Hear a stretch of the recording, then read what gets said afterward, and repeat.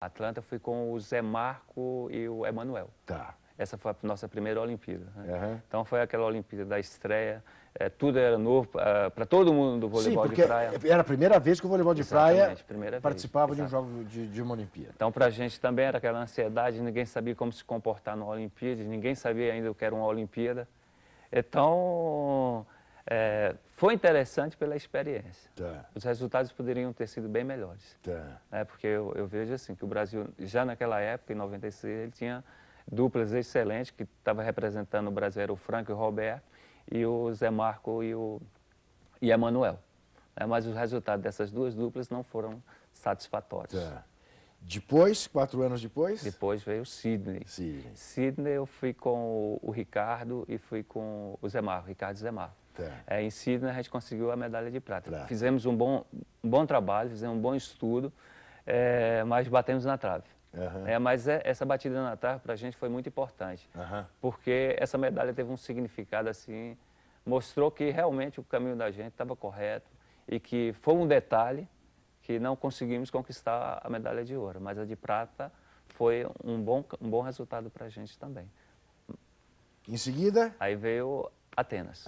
Atenas aí juntou todo, aí já veio o Ricardo com o Emanuel, aprofundamos os estudos, né, mais adiante, e aí a gente conseguiu a medalha de ouro lá em Pequim. Em Pequim não, em Atenas. Atenas foi das 4, do ponto de vista da temperatura, muito quente. De maior calor. Muito quente. Muito calor.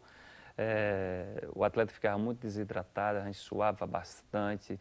Tivemos que adaptar também os horários das competições, porque tinha competições que a gente jogava pela manhã, e depois a gente começou a ter que jogar à noite, e esses horários influenciavam bastante. Claro. Então, o que foi que aconteceu? Nós tivemos que adaptar o atleta, o organismo dele, a todas as refeições dela, a forma dele dormir, para que as competições dele, que iam ser realizadas à noite, ele não tivesse dificuldade. Porque normalmente, hoje em dia, as competições são realizadas durante o dia. E as competições lá em Atenas, a gente começou a pegar durante 10 horas da noite, às 22 horas. Tá. Então isso aí mudava tudo. Claro. O horário que você jantar, a hora de você vai dormir, a hora que você vai almoçar. Então a gente mudou tudo, o organismo deles, para eles poderem terem bons resultados dentro da competição. Nós não vamos nem dormir nem almoçar agora. Segura aí que a gente já volta.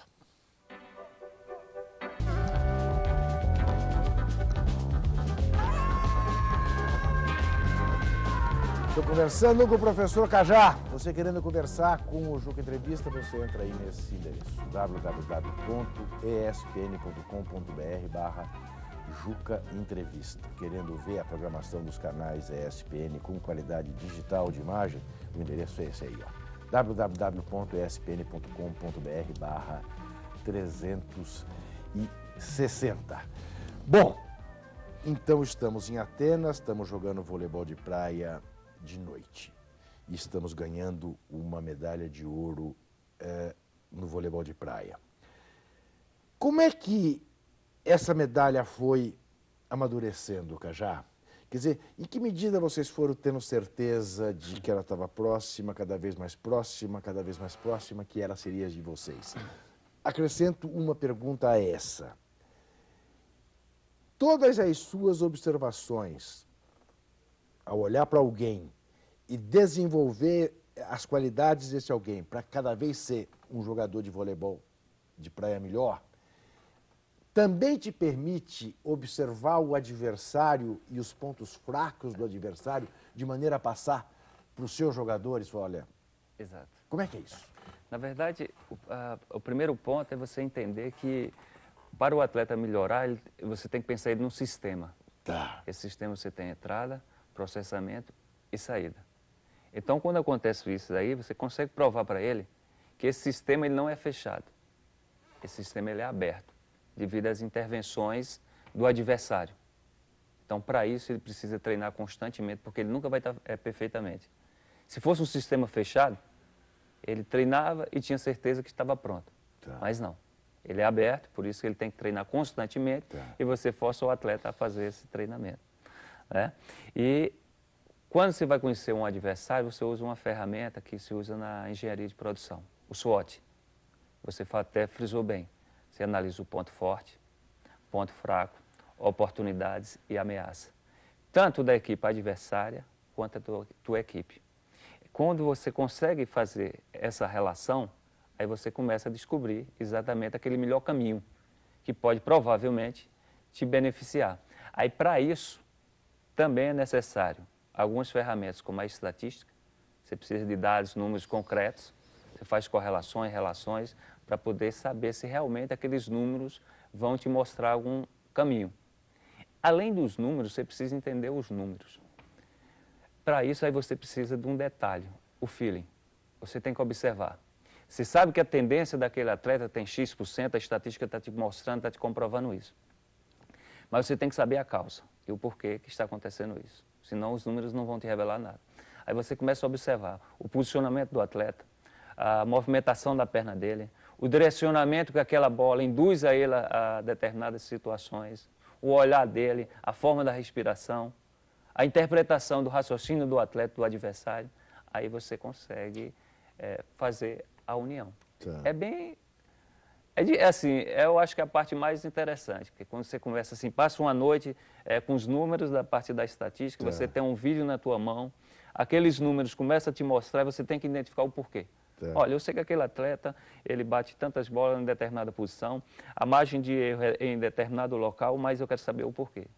Porque senão eu vou chegar lá, vou montar uma estrutura e de repente aquela estrutura, como são N variáveis, pode ser que na hora do jogo não seja aquilo que eu quero. Aí eu começo a descobrir, tentar descobrir todos os pontos até você minimizar, até o posicionamento da perna, uma mexida. E há casos em que o adversário encaixa melhor ou encaixa pior? Acontece, acontece. Bate, tem adversário que você olha assim e diz, é o casal perfeito. Para onde a gente vai aqui, a gente não consegue virar a bola. Então você tem que procurar alguma saída para você ter um bom caminho. Porque por mais que você ande, você está sempre com dificuldade. Quer dizer, isso em resumo, fazendo uma transferência, não é diferente, por exemplo, do que acontece num jogo de tênis. Né? Tem aquele adversário que fala, mas por que esse cara não consegue ganhar aquele outro? Exato. Exatamente. Similar. Não tem para onde correr. Aí você tem que buscar algum caminho, às vezes até o atleta bloqueia isso na mente dele. Você tem que, olha, o caminho não é esse, você tem que ir por aqui, tal. Porque você tem que desbloquear. Se não desbloquear... E, por exemplo, também no vôlei de praia, ser canhoto faz diferença? Contribui em alguns momentos também. Os jogadores da saída que são canhotos, eles conseguem ter uma boa habilidade. Ajuda. Dependendo da posição onde ele joga. Contribui bastante. Mas